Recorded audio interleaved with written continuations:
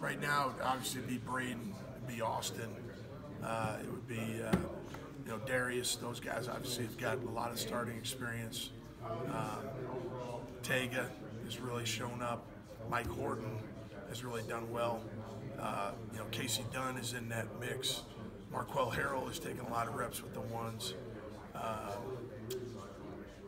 When you mentioned those would probably be the guys right now. Wilson Bell, I would put in that category. Although he's a lot like Casey in that he's still learning the way we do things. I think over the course of the next 2 weeks, 3 weeks, those guys, Casey and Wilson, those guys will make some great. Their learning curve will really shoot up because as they get used to it, they have experience. They've played. They're very football savvy guys.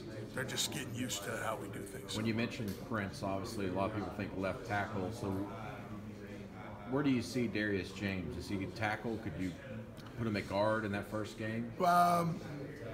That's a long way off. So right now, he's been repping at left and right tackle. Could he be a guard? Possibly, but that's a long way. It's a long way off. So what about Braden? What are you doing when he? He's been repping at both tackle and guard, right guard and right tackle. But primarily tackle. But how's Darius looking right tackle? Good. Yeah, he's been good. He's been fine. Like I said, it's nice to have options, and that's one of our options. If you ask coach, managers and stuff that manage the rotation, I script out every play in practice, who's going to be in where. Okay?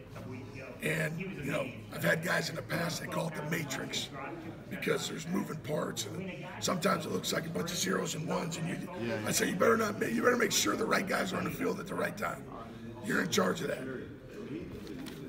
And then I go and I watch the film and I say, okay, how did these two guys work together? How did this rotation look? How was our communication here? So when you have options, it allows you to do that. I like that a lot better than when you go, okay, I got these guys and that's it. Nobody get hurt. Nobody know, nobody. You've been there. You know what I mean? It's kind of your first year at Penn State.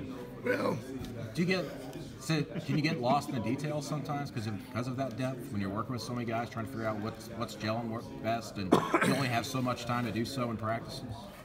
No, because